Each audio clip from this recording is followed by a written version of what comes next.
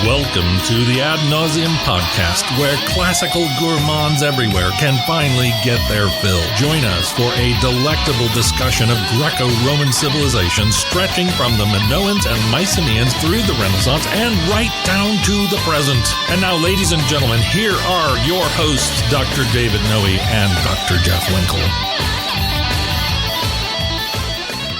Welcome, listeners, to episode 145 of the Ad Nauseam podcast. My name is Dr. Jeff Winkle. Here, I'm down in the bunker. I noticed that just looking at myself, I'm just a little more casually than you are, Dave. But you came down the stairs in a suit. Yeah. What's going on over there? Well, I would say, first of all, that you are sartorially indifferent.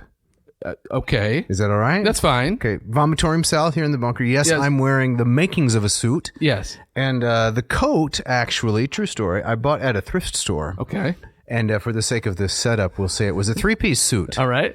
And it had a coat, it had matching pants, and then it had like a button-up vest, right? Do you ever wear one of those? I have never worn a three-piece suit. Okay. Yes. I haven't either, but for the sake of the setup. And I'm wearing this suit, and I'm starting to think, is this really a good purchase? Was this worth my money? Mm-hmm. Should I have, it's just thrift store, but still I laid out some cash for this. Of course. And then I'm rummaging around in the pocket of the vest. Yeah. And I find a little tin of Altoids. Okay, that's weird. You know what those are, right? Yeah, it's a strong breath mint. Yes. Yes. And I thought, should I eat a mint from a suit bought at the thrift store? Yeah. So yes is the answer. And I popped one in, and it was really quite good. And after thinking about it a little while, I came to the realization, this suit and all of its parts, these were really good investments. Oh, man. Should we just cancel the rest of the episode? No, we're keeping it. We're keeping it. Investments? I got you. Okay. I got you. Well done, sir. Thanks. How are you doing, Jeff? I'm doing all right. Yeah. So I'm over this long illness that was plaguing me. So I think I'm about 85% now. You've been through the desert on a horse with no name, That's right. so to speak. So to speak, exactly right. And you're feeling okay? Yeah, it feels good to be out of the rain. In the desert, you can't remember your name. It's true. Exactly. Yeah, I'm doing all right. It's been a challenging week in some ways, not dissimilar to the previous one. Last week, talking to Gary Schmidt, that was really nice. It was. Almost therapeutic in a sense. He talked to a great wordsmith. Yeah. Like that man. Yeah. So that was good. And we have a surprising and exciting episode today. Jeff, what's on tap? We have Stanley Lombardo. Wait a minute. Who? The great translator, Stanley Lombardo, whose works we have used, that we've plugged. Peddled. He publishes with Hackett Publishing, one of our sponsors. Mm-hmm. But the list of his works it's incredible. It is, really. Right. And we're going to get to that soon, but first we have, what would you call this? A shout out? Not really. What would you call this? I would call this Ron Henley's attempt to become a regular feature on the podcast. He is kind of worming his way in. He is, right? yeah. Right, yeah. But, our Australian correspondent, he's endearing. He is endearing. So what does he say? Yeah, so Ron Henley from Australia, he says to us, hope you are thriving. He says, I think I have now completed my list, 2,443 words. What is he talking about? Well, if I remember in our correspondence, Ron has put together a list of all of the English words, or maybe the interesting ones, that come from Latin in order to convince his students that, hey, this is relevant. It was either that or beat a drum in the classroom all the time. Right. And so he has completed his list of 2,443 words. Okay. I wanted to tell Ron, they have dictionaries for these things, right? Right. But I don't want to spoil his fun. No. And he says many students are delivering impressive creations such as... And so these are students that are doing short paragraphs using these words. That's right. He gives them an assignment. Use some of these words and compose a paragraph so you can actually use your Latin knowledge in composing an English paragraph. Okay, I think this is where you were saying you didn't want to spoil Ron's fun, but I think this is where Ron is having fun. Okay, all right. Why don't you read that one? All right, so this is Clara's Chaos by Hazel. Clara thinks her classes were too hard for her, and she heard a whisper, "Come here." She wasn't confident at first because they were a complete stranger, and with Corona going around, she was hesitant, but then she gave in and went in, and it was her friend Camilla from her history classes. Nice. You want to pick it up there? Yes. Camilla said, "Do you want to test out my car and skip school?" Clara was in complete shock because Camilla was the type of character where other people's parents would compare her to others because she would always care about her grades. Clara thought it would sound fun, but when Camilla was driving her car, she got into a car crash and Clara was in a coma. Well, that took a dark turn.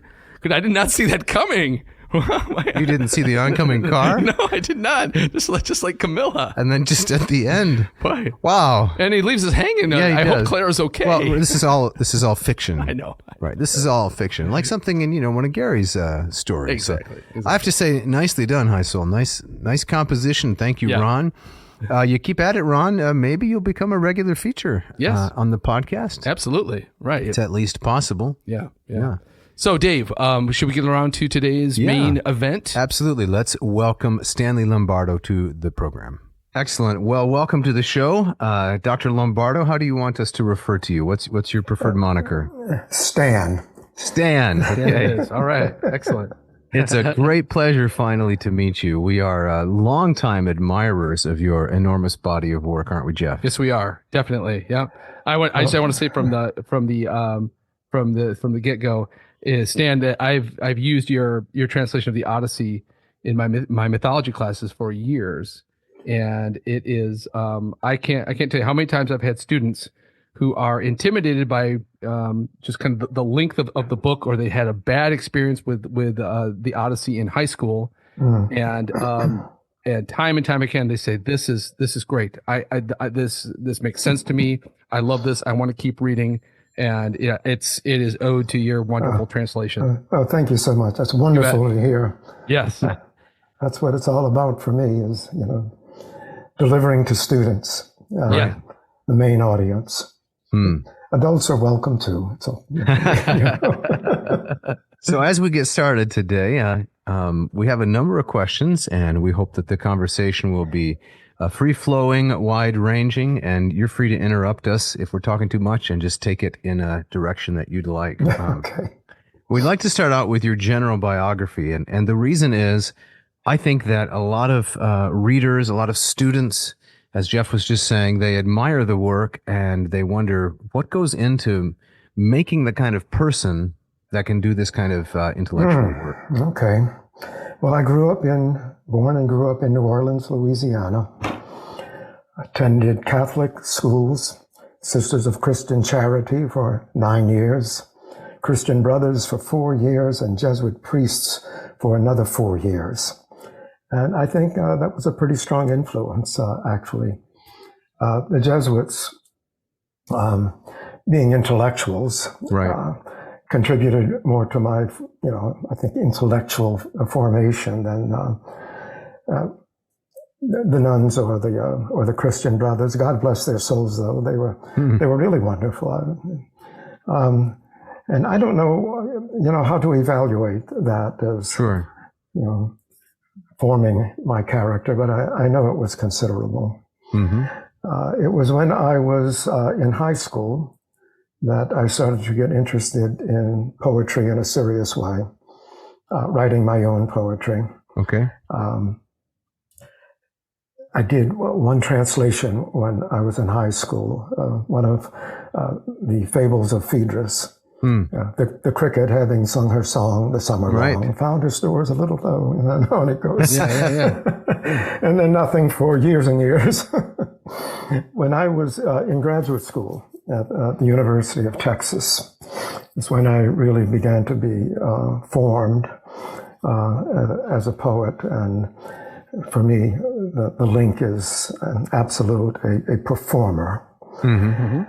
So I came to realize that all of ancient poetry was performative. You never sat down and read. Somebody's reading to you. Right. And somebody who's pretty good, too, and making it come to life. So from the very beginning, I have been trying to translate for performance. Mm-hmm. And habitually knocking out a couple of pages and then reading them out loud and then revising on the basis of how they read out loud. And that's still what I do. Okay. So a couple of follow-up questions, if I may. Yeah, go ahead. Do you remember your first encounter with Latin in elementary school? Yes, Latin, yes, because I was an altar boy. Sure. For quite a few years. I guess it must have been about 8 years. And the Mass was in Latin. And it just poured into my ears. And I don't remember quite how, but I began to understand it, I guess, through repetition and seeing translations maybe side by side with the Latin. I don't have a good memory of that, but I remember absorbing the Latin, the sound of it, the weight of the words. And that went on for, I guess I was an altar boy for 6 years. And, not only Mass, but, the funerals and the Latin at funerals and the occasional wedding even. And that's how I developed a feel for Latin, I suppose. And then university, after all of that Latin, in church, I decided to major in classics, Latin and Greek. The first Greek course was Homeric Greek. And that's an excellent way to start. Absolutely. Yeah. By my junior year in college, I was reading Homer in Greek and moving on to some other authors and Virgil in Latin. But I didn't really start translating then, not in any kind of serious way. And that didn't happen until I was in graduate school. So in your early experience in your Greek and Latin classes, were you having that performative itch being scratched? Was there lots of recitation, or was it more just kind of silent reading and translation? Well, it became recitation. And what I was doing actually was imitating recordings in English that I had been, listening to actually for years. The Rime of the Ancient Mariner, for instance, the Rubaiyat of Omar Khayyam. And that's what developed my notion of all of this as performance at a fairly early stage. And so when I really began to study Latin and recite it, it was natural for me to think of it as performance. Yes. So that goes way back, in my history. And then, of course, translating it, I try to translate for performance. And if it doesn't work when I read it out loud, I know I have to revise. Excellent. Yeah. So I've been telling students, and this may be an incorrect notion, I would be glad to be corrected on this, that one of the reasons why the Greco-Roman corpus has had such longevity is because of the oral nature. In other words, the ear is far less forgiving and far more discerning than the eye. Yeah. So I think because it was intended to be performed, that gives the literature a certain kind of immediacy that's hard to reproduce. Oh, you're absolutely right. You were always listening to this in antiquity, and the first record that we have of someone sight reading is Ambrose. You probably know that story. Yeah, and we're well into AD by that time. So I've always been aware of that, and that's how I've always worked. So who is your audience now? When you say you translate a couple pages and then you read a couple of them out loud? I'm my only audience when I'm composing. Well, then you're an excellent critic as well as composer, because it's very hard for a person to accurately assess themselves. But I think you do, because the product is good. Yeah. What I have in my ears is a professor I had in graduate school, Gareth Morgan, who was Welsh, and who read Greek, especially Latin too, but he preferred Greek out loud, just more beautifully than I could ever imagine. So it seems like I'm always trying to draw up Gareth's voice, So there's always a voice to be heard, and of course it gets printed out, but I don't feel that it's come to life until it's been performed. And Hackett, my publisher, wanted to do audiobooks of everything of mine they'd published. But they felt in order to do that and make it feasible, they would have to have the rights to Iliad and audio rights, Iliad and Odyssey. They were recorded a long time ago by this very wealthy couple who just, I don't know, I really don't know what was their motive, but they wanted it done. And the recording was done at a first-class studio in Las Vegas. And, recorded the entire Iliad and Odyssey in 10 days. This was your translation, right? This is my translation. Yes. And for me, that was, the realization. This is what I'm translating for, is for performance. And those recordings are still available on Kindle. I don't know how they're selling, but Hackett felt that they could not publish all the rest of my stuff without having the Iliad and Odyssey. And the people who have the copyright refuse to sell or negotiate in any way. And there's nothing I can do about that, I suppose. But that would be the ultimate consummation for me. Right. Yeah. But it looks like you've taken your revenge by translating. I'm looking at your bibliography. More than 15 different great works of a dazzling variety, like Parmenides and Empedocles. So this is pre-Socratic philosophy. And then you have, some of the classical works we've mentioned, plus Gilgamesh, the Bhagavad Gita, just an incredibly broad survey. Zen Source Book with Stephen Addis and Judith Reutemann. It's really impressive. Yeah. The Gilgamesh came about in an interesting way. My editor at Hackett, Brian Rack, I was visiting him in Boston, and he took me out to a very fancy restaurant. And about halfway through the second bottle of wine, he said, we'd really like for you to translate the Epic of Gilgamesh. And I said, well, I don't know the language, And he said, well, how long would it take for you to learn it? I said, God, I don't know. So is it Akkadian or Sumer? It's Akkadian, and I found somewhere, I can't remember where, but a interlinear word-for-word translation that some graduate students in some program, I forget where now, had done decades ago. And using that, and, I know some Hebrew. Sure. And Semitic is Semitic, as it turns out, so I can make sense of it. And so I agreed to do it.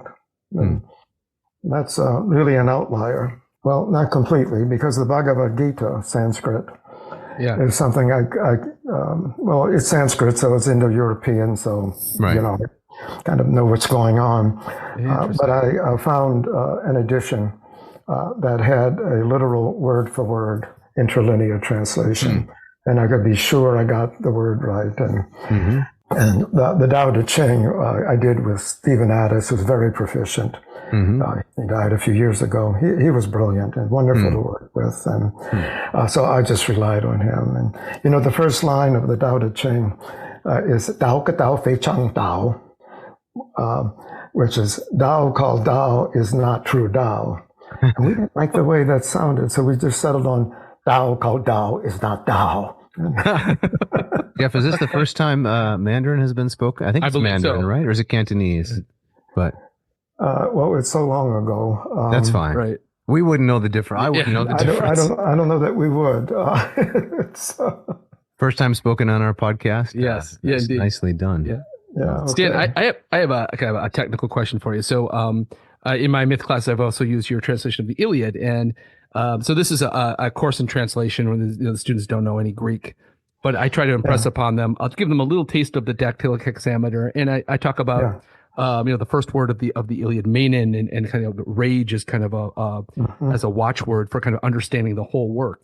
And then I was delighted to open your translation where you begin the Iliad with rage, and then you follow it. And so I translate these things with an ear towards performance, definitely. Yeah. But it's also clear that you're attuned to, the importance of word order in the Greek. And so I was kind of wondering, how do you thread that needle between kind of having something that's readable, that's performable, but also kind of you're also trying to kind of do what Homer's doing at the same time? Well, you've described what my intentions are.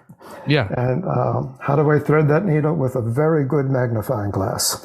You have to be really careful.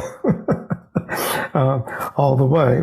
If you're too attached to it, then nothing is going to work. So it's always some kind of compromise. And you're correct in saying that, or in observing that I want the Greek text to somehow be transformed into English. Yes. In a recognizable sort of way. Not that most of the readers would have no way of seeing that, but people such as you, would look to that. And so whatever you see, when I'm successful at it is certainly deliberate. And in each case, I think I go as far as I can, without moving into, some kind of serious illegibility. Yeah. That's always been with me in everything I've translated. And my instinct is that it's all for the better to work that way rather than simply be completely free. Right. And, Yes. as long as it works in English, it's fine. So one of the descriptors of your translation style is that it is more vernacular. You must have thought at some length about different theories of translation and approaches to translation. I'm wondering when you, maybe very early on, it sounds like, but when did you decide upon a kind of approach? This is what I want to do. And then how did you develop consistency with that approach? Okay. Well, one of my early influences when I was in graduate school was listening to Christopher Logue's recitation of Book 16 of the Iliad. Brilliant performance. And I was completely taken by it. So I got the text and I compared it to the Greek and kind of saw what Logue was doing, which is, let's say, being as free as he could while remaining committed to the text. And that's the tension. Okay. Right. So I hope that gives you some idea of, well, first of all, how I came to this. And it really was, if you can find that recording, it's well worth listening to. It's just brilliant. Very free translation, but it honors the Greek text. He's not just making things up. Is that Death of Patroclus, Book 16? Is that? Yes. Yeah, Sarpedon. That's right. Yeah. Okay. The Patroclea, it's sometimes called, that book. Yeah. His Aristeia. Stan, when you're working on translation, do you? So you kind of implied from what you were just saying. You saw what Christopher was doing with it. Like, say if you're translating the Odyssey or the Iliad, do you ever pause and say, well, you're kind of wrestling with a line, and you want to say, well, what did Lattimore do with this? Or do you try to stay away from previous translations? I try to stay completely away from previous translations. And it's easy to do. Just don't look at them. Right. Yeah. It would be very difficult with something like the Bible because of the prominence of the King James. But other than maybe Alexander Pope, I can't think of someone whose renditions are so prominent as to still be resident in people's minds. But yeah, I think you're right about that. Yeah. I found that one of the problems that my students ran into is that so many of them, if they had some mythology in high school, they were given the Samuel Butler translation. Yes. From 1900, and almost to a student, it was a roadblock. They did not like it. I would think so. Yeah. Yes. And that's why your translations are such a breath of fresh air when they come from something like that. Yeah. I'm glad to hear that. Yeah. It's an argument against one of many arguments, I would say, against archaism or excessive archaism. Yeah. But so. I have one more question. Oh, here. sure. So Stan, when you're approaching or you're thinking about translating a work, what brings you to a particular work? Is it do you look out there and say, oh, this has the translation? There hasn't been a translation in a long time. The translations out there are kind of stodgy. Jeff, he already told you it's a fancy dinner in Boston and 2 bottles. Oh, yeah, right. Okay, that's one way. Yeah. Look, if you want me to translate something, that's how you come. But I appreciate this interview. I'll do whatever you want. But yeah, so what's the thought process when you think about, oh, I would like to do, fill in the blank? Well, everything that I've translated, by the time I translated, I had previously read in Greek or Latin. And I'll leave to one side I guess I read the Bhagavad Gita at some point. I don't remember, the few things that I've done that are not in Greek and Latin may be exceptions. But I was familiar with them and had taught many of them, over a kind of a long career teaching. But what was it, or what is it? I hope I'm not completely done. I think I may be, though. We'll talk about that later. One thing that I feel that I'm doing, maybe a little narcissistically, is honoring the text and honoring the tradition and trying to bring it alive now in our language.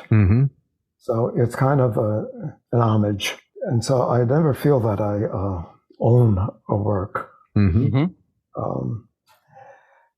Somehow I come into contact with it. I don't know how to explain this somehow. For instance, the Heroides, Ovid's Heroides, which is in press now. I had some kind of brushing acquaintance with it, but for some reason, I just translated the first. I guess there are 21 of them. The first one is it Penelope to Ulysses? Penelope to Ulysses. Penelope to Ulysses. Don't write back. Just get yourself home. Okay, there's a voice there. I can make this come alive. If I feel I can make it come alive for performance, I go ahead. If I can't make it come alive for performance, I'm not going to do it. So, that's really what it comes down to. If I can hear a voice, and I think I can make that voice come alive in English performance, then I'm motivated to do it. And that's actually really been true of everything that I've translated.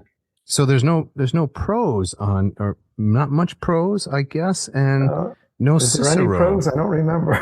I guess Cicero. I've translated some Plato for something. Okay. Some anthology. I forget what. And actually, I don't even remember what it was, to tell you the truth. But oratory has no appeal to you in terms of the performative value? I'm a poet. Okay. I want verse. Yeah. I see your point, certainly, but I certainly haven't been, Cicero. No, I don't think so. Cicero translated Aratus's Phenomena. Yes. Into Latin, which gives you some idea of the status Aratus had. Right. In the ancient world. I don't think that Cicero went around translating just anything. And quoted in the Acts of the Apostles, I think. But I'm sorry. I think Aratus is quoted in the Acts of the Apostles. It was. Oh yes, definitely. Yeah, he was very well known. We have more manuscripts of Aratus than we have for any other author. Oh wow! But somehow he just fell away from. Right. Well, depending on what happens in Herculaneum with the Villa of the Papyri, you might have another 25 years of work set out ahead of you. Yeah, well, we'll see about that. So I wanted to read it, maybe just one line here of Ovid's Metamorphoses in Latin, and then have Jeff read the first 4 lines of your translation from the Ovid. Okay.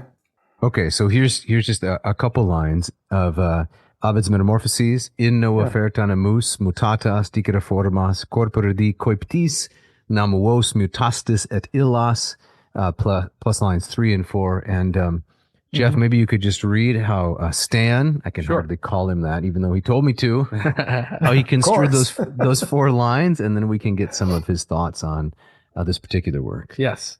My mind now turns to stories of bodies changed into new forms. O gods, inspire my beginnings, for you changed them too, and spin a poem that extends from the world's first origins down to my own time. Yeah, very nice. Yeah. That word well read. Thank you. That word deducata, right? Yeah. You translate spin a poem. Yeah. Nice. Very nice. Yeah, I remember coming to that. So what am I going to do with this? Right. And there's some kind of metaphor there, and so, I went with the metaphor. Many of the translations are pull out, draw out, extend, things like that. But yeah, literal translation. Yeah, makes it flat. Yeah, you do have to make it come alive somehow. I mean, that's always been a maxim for me. Bring it to life, make it. Well, Ezra Pound's, make it new. And make it make sense, and well, you're making it new. Yeah. Stan, how do you deal with like issues of meter, and do you ever try to kind of mimic the ancient meter, or as in terms of making it come alive? Do you? How do you deal with those kinds of issues? Well, most of the certainly all of the epics, and that's the most part of what I've translated, is dactylic hexameter. Right. English doesn't do English poetry. English verse, I don't think, works very well with dactyls. Works pretty well with anapaests, though. Short, long. So I would say that what I'm doing is kind of reversing the dactylic foot, if you want. Yeah. That's what an anapaest is. And I think if you look at any extended passage of translation of hexameter, you would see that it is, in fact, anapaestic. Not rigidly so. That would be awful, I think, if you had every line anapaestic tetrameter. But that's what's in the background anyway. That's, you might say, you have a background of anapaestic tetrameter, and then you have lines coming out of that. And varying it in different ways. And speaking of anapaestic tetrameters, Jeff, yes, it's time for the ads. Let's do it.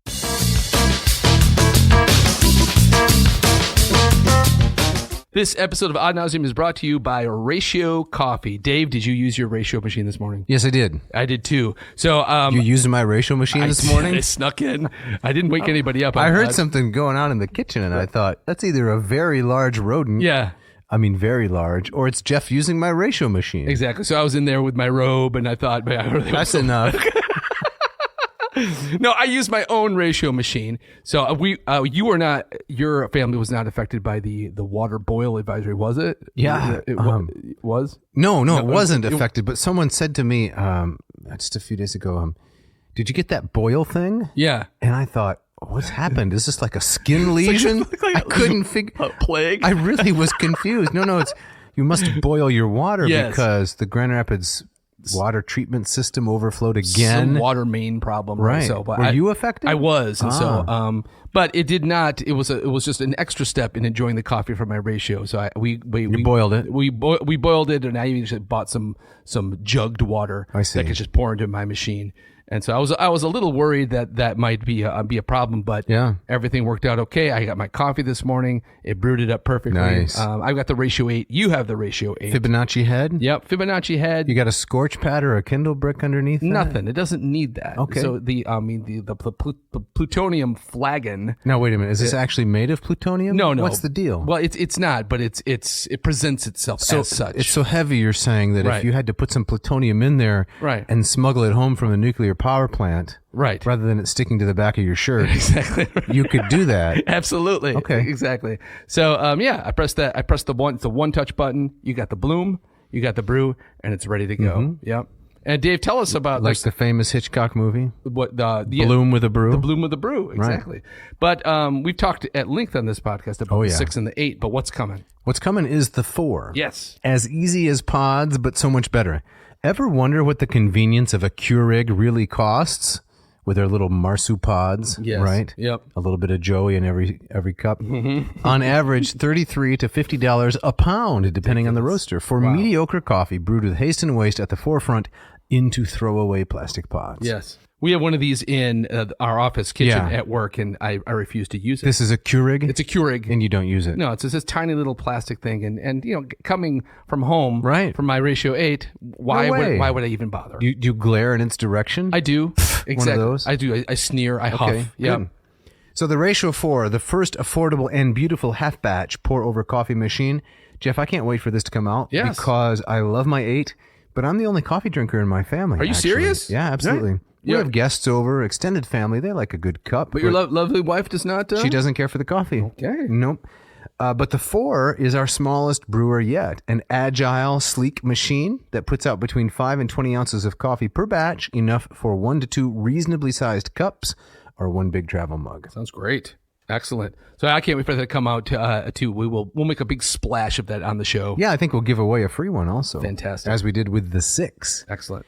So let's say, Jeff, people don't want to wait for the 4 to come out. Right. They say, I want to get the 6 or the big boy, the 8. What should they do? They should go to ratiocoffee.com, RATIO coffee.com. Check out the machines. Pick the one you want, put it in the grocery satchel, and type in this coupon code, ANCO6S. That's right. And last week, the S stood for schmizzling, I think. Is that what it was? Yeah, like a schmizzling cup of coffee. Okay, yeah. You don't care for that? That's all right. But what does it stand for this week? I don't know. I was going to ask you. What does it stand for this week, Jeff? Boy, you put me on the spot. I come up dry. Serendipitous. That's what it is. Excellent. Yes, this is exactly the cup of serendipitous coffee that you have been looking for. You can serendip your donut in it. Something like that. Okay. Yeah, check it out. This episode of Ad Nauseam is also brought to you by the good folks at Hackett Publishing. Actually, the whole episode is an ad for Hackett Publishing. This is very Jeff? true. That's right. So Mr. Dr. Stanley Lombardo has translated, I think almost all of his works are published by Hackett. Pretty much. He's a long-standing relationship with them. The Iliad with the cover that you like. Yep, and the Odyssey, both with the photograph of Earth from the moon. Yeah, the Iliad is the D-Day landing. Yes, right. Exactly. Horrors of war. Yep. We used his Metamorphoses, yep. which is a wonderful translation. So yeah, like you said, the whole episode today is a promo for Hackett. Indeed. Because they know how to bring the best publishers to a mass market. It's true. The best translators to a mass market, and they do so, at exorbitant and bank-breaking prices? No, quite the opposite. Okay. Yep, they are very affordable. It's a great company. They are one of these groups out there that are keeping the flame alive. That's correct. And, supporting classics, but not just classics. No, not just classics. All kinds of other things.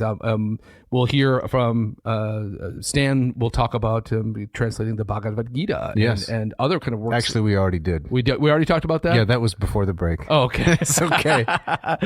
Don't let the secret out that not all of these are, what is the word? Diachronic? Right. Yeah. Something like that. Okay. Well, at any rate, that's evidence that Hackett doesn't just do the classics, right. but you can find all kinds of different things. So, listener, do yourself a favor.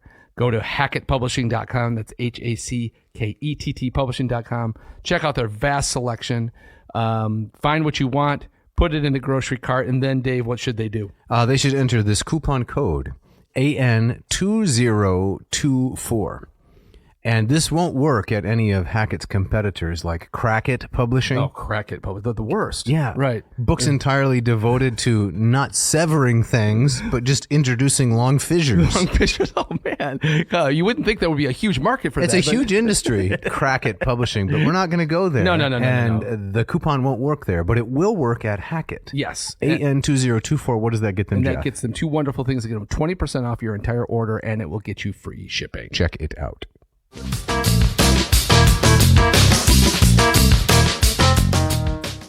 So that's how I handle a hexameter. That's, of course, most of what I've done is originally Right. hexameter, but I've translated, all of Horace's lyric meters and Sappho's. And there I try to write verse that's proportionate to the stanzaic forms that these poets are working with. And I want to make the stanzas somehow equivalent without, imitating the meter exactly, which certainly can be done, but I don't think it's very successful often at all. Huh. So not only do different languages have different idioms, but clearly different languages would have different verse idioms as well. Yeah, and so we know iambic verse is the most common in English, and anapest, it's from short to long, rather long to short. Right. Classical verse, classical Greek and Latin verse tends to be. Not to say that, of course, there are exceptions in choral meters, You can have just about anything. And I just let it become really free when I'm dealing with that kind of meter. And often I want to look at just how it lays out on the page. So translating stuff, that Sapphic stanza, the first 3 lines will be roughly, 11 syllables, and the last line roughly 5, and that last line will be indented the way Sapphic indentation is in both Greek and Latin. So I'm playing with it and just trying to, bring it into English while still giving some impression of what the original verse looks like and feels like. Right. That's how I approach it. Okay. Anyway. Now, you mentioned Ezra Pound, Make It New, recently, and I also read somewhere, maybe it was the Wikipedia page, Jeff, true confession. Yes. That's sometimes you perform your own poetry, and you accompany yourself on the drums, like Ezra Pound did. Right. I'd like to hear more about that. That was an interesting fact. Yeah, well, knowing that Ezra Pound did it kind of freed me up to do it or something, but I've never heard his, are there recordings? I'm not sure. I don't know. I haven't heard. I don't think there are. So I started to do, first of all, I've done a lot of performances, more than 80, coast to coast, all sorts of venues. And many other local readings as well. Very early on, I started to use a small hand drum, like a tambourine, really, and take the metal off, usually with some kind of stick also, rather than just hitting it with the finger, and it seemed to work. I had no coaching in that. And maybe it's good that I didn't, just trying to suit myself and trying to bring out the rhythms the way I'm trying to bring them out with the verse. And it really seemed to work. Audiences liked it. I was told at the studio in Las Vegas that it was too difficult for them to edit if I used a drum. Oh. And so they just... You had to get it absolutely right the first time, or, and so I didn't use the drum for that. I haven't actually given a reading for quite a while. Every now and then I visit a class, here at KU, and sometimes bring a drum. I miss it. I really do. It makes me think of beat poetry of Ginsberg, Burroughs, and Kerouac. Was that kind of poetry ever an influence on you? Yes, I read a lot of that and was aware that they sometimes use drums, but I wasn't. I don't think my own performance was influenced by what they were doing. I just sort of followed my own rhythms. Right. Yeah. But I'm glad I did it, and I hope to get to do it again. What have you enjoyed most about the work of being a translator? What sticks out as this part I really, really enjoy? And then, of course, the follow-up will be, what have you found the most challenging or unpleasant? Oh, that's kind of hard. Well, I've always liked to compose and perform verse. And first, of course, it was, my own. I've continued to write my own poetry, but it's, I haven't written anything for quite some time. I like the interaction with the audience. I like being on a stage and, just looking out, across the room. The commonality that, is established. I can understand why people go into acting. It's a kind of intimacy there. A real there's a kind of meeting of minds, of heart minds. I really feel a connection. I don't know what else to say about it. How about the least pleasant part, or the most challenging? Maybe none of it is unpleasant, but what you have found takes the most discipline or effort. I've never had any difficulties doing this. I just loved it from the first time. I said, "No, this is. I really like this." And I remember doing it. We did kind of an all-day reading of my Iliad, complete text, straight through, in a large auditorium. Where was it? University of Virginia, I think. And I did the first book, and I did the last book. And I was the only one using a drum.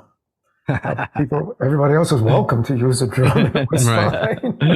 They left theirs in the car, I guess. Right, I guess so.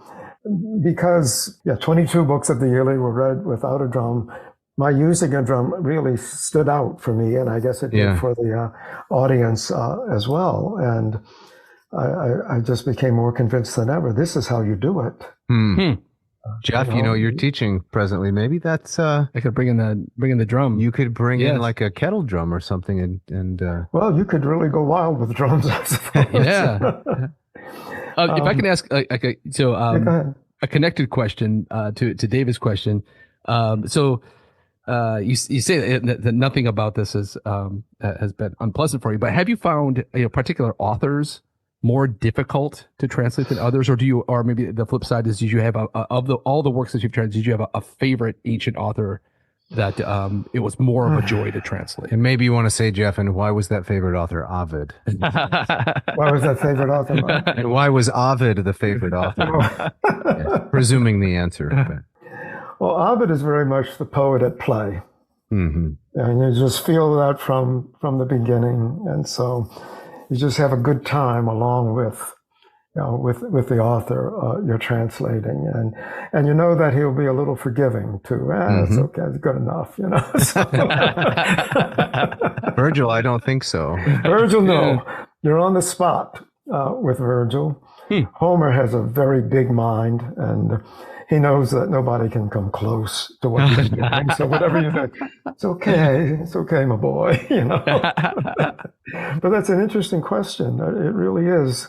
I never thought of it that way. If you can arrange a reading for me, I'd really appreciate it. Then I'll let you know how it is. Yeah. Were you ever drawn to doing any Greek tragedy or comedy? Well, I wasn't drawn to it, but a number of years ago, I was approached by, I can't remember who it was. They were going to do a complete Greek tragedy, or maybe it was just a complete Euripides, the 19 Euripides plays. And I agreed to do 4. And I did them, and the whole project completely fell apart. I don't know what happened. So there they were. I kind of saw them on my computer maybe a year ago, and wrote my editor at Hackett, would you like to do this? And he said, if you throw in Bacchic women as a fifth. So I went ahead and translated Bacchic women, and he has it all, and he said, this is good, of course. And he cannot find anyone to introduce it who has not already introduced. There's no Euripidean scholar who hasn't already introduced some other translation. And so he doesn't know what to do. I could fake it. Let's see. Would you? I'll tell him. Yeah, Euripides was a Roman. He lived in the 4th century AD. There you go. You got it. Yeah, you know what you're talking about. I think he was from North Africa. The rest just writes itself. It's a strange dialect that he used. Right. Sign me up. Jeff, anyway, you can write the epilogue. That's where I am with Euripides. What were the other 4 that you translated? There you go. Let's see. Trojan women, Helen. I don't even remember, to tell you the truth. I haven't looked at it for so long. They were good. I liked them all. It was fine. Those are the only 2 that come to mind readily. So what are you presently working on, if we can ask? Well, not only am I not working on anything, I can't foresee anything. Oh. Right? And I'm beginning to worry a little. The last thing that I actually did, and I should have put this on the list. Oh, Tales of Dionysius. Oh, wow. Yeah, and it's a big book. Yeah. And I co-edited it with Bill Levitan, an old friend from graduate school, Michigan published it. I taught with him for a couple of years at Grand Valley. Oh, did you? Okay, and, so you know. And I believe you know Diane Rayer as well, right? Of course, yeah. Yes. Yeah. Translator worked of with her Euripides, as well. Right? Yeah, long time ago. Yeah. Anyway, this is 6th century A.D. It's the last and by far the longest classical poem. It got very good reviews. It just came out about a year ago. So I should have added that to the list. I think I did see it somewhere, actually. Yeah. So maybe it got one big review fairly recently, and that you might have seen somewhere. I don't remember.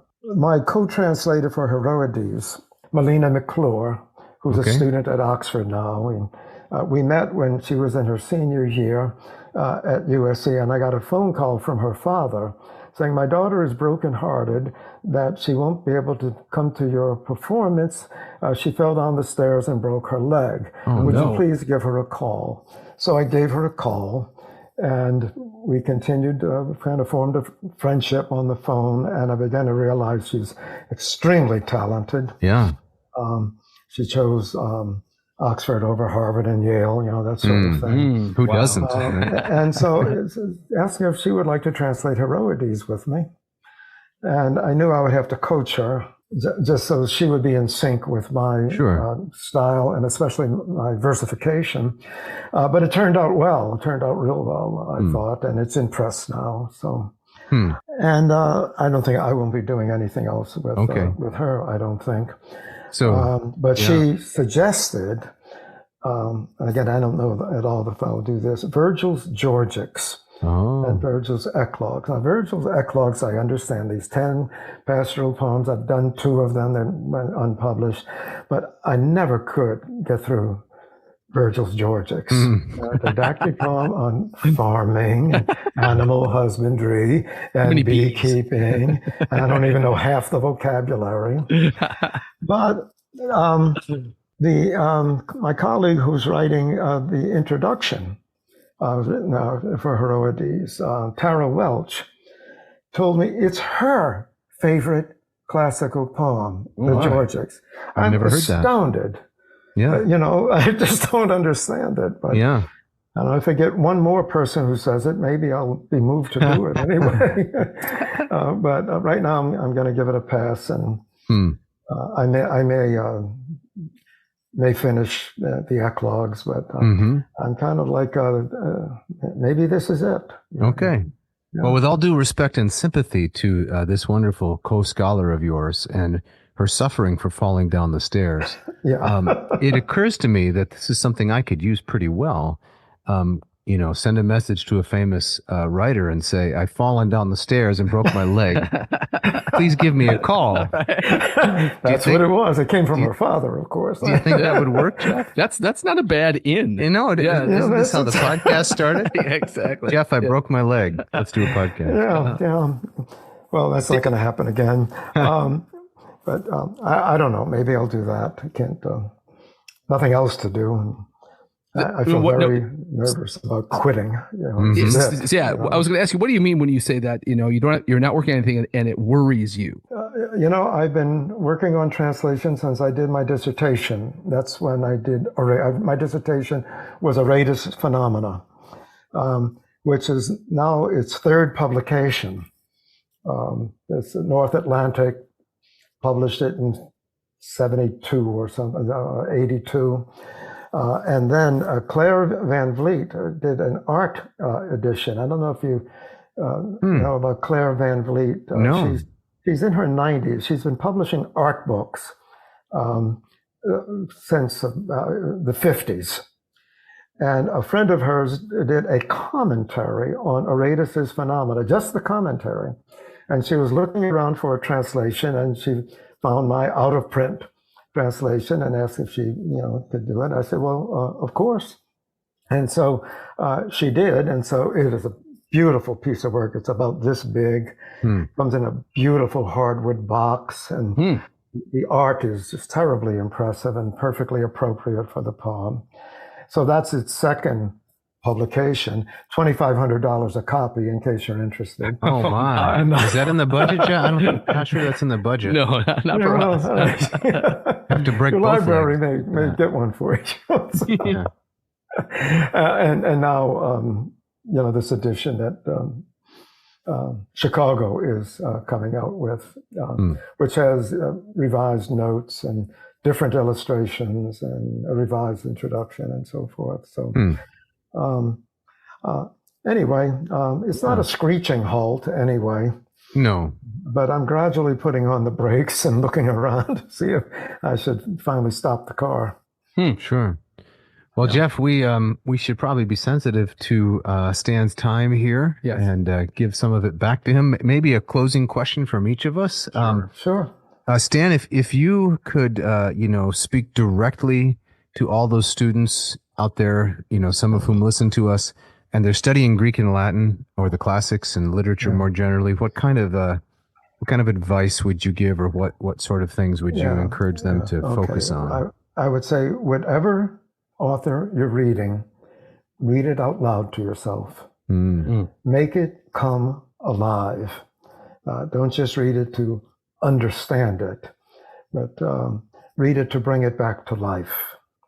You will have a much deeper appreciation of the poem, or the prose for that matter.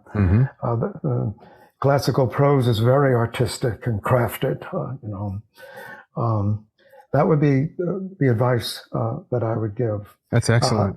And don't be discouraged. This stuff is hard for everybody.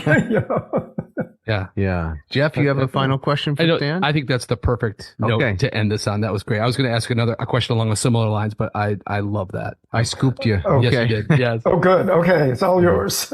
Yeah. Thank you so much, Stan, for sharing your time with us. We really appreciate it. We really appreciate it. Thank you so much. I do too. Thank you both so much. Take care. Take care. Bye-bye. Bye.